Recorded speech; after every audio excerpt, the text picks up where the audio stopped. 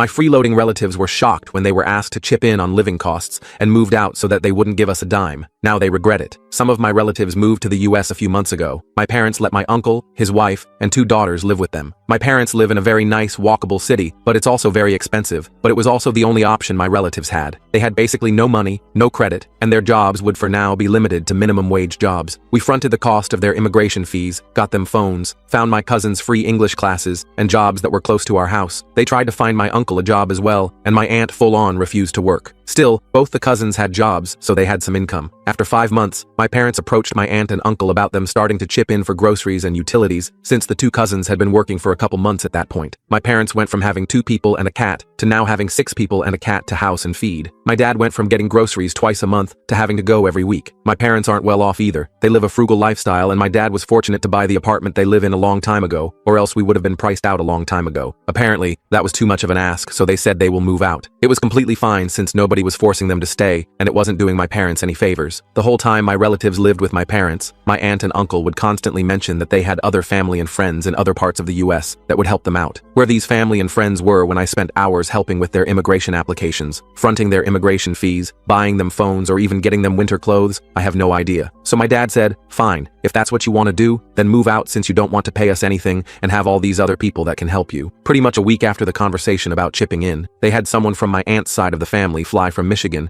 and then drive them 13 hours from where we are to Michigan. I guess my relatives were correct in having other people that can help them. Before they moved, I suggested my uncle or my aunt and uncle go to Michigan first and see how it is before making such a big change. He refused. We even found places in New Jersey where the cost of living was lower, they could have jobs and still be close enough to all our family for visits, but they refused because they didn't trust the family friend who lived in that area that offered to help. The reason they didn't trust this family friend is because he had the audacity to say that in order to find an apartment, he'd need them to put a deposit down for it. He wouldn't front it for them. Once they moved to Michigan, they quickly realized the help there is more limited than what they had here, and it's not quite as nice over there. My uncle kept talking about factory jobs he could do out in Michigan, and he got one. However, it's not quite as cushy as he was imagining since they are basically out of the home from 5 in the morning to 5 p.m. My aunt even decided she now can work, despite telling us no earlier. The area itself is not as nice, and my cousins don't feel safe walking around. There is no good way for them to get around without a car, which they don't have. They are being nickel and dimed for everything that their friends over there are helping them out with. Not quite the same situation they had while living with my parents. When my aunt and uncle have called me, it's all complaints about how tough the work is, how his blood pressure is high, how my aunt can't sleep with the stress, they want to move back closer, etc. Even one time said something along the lines of, I'm of course not asking you to help, but we are having a tough time. The tone basically being one of expecting me to offer to help in some way. I have just said hopefully things will get better. At this point, I rarely answer their calls because it will just be complaints and whining.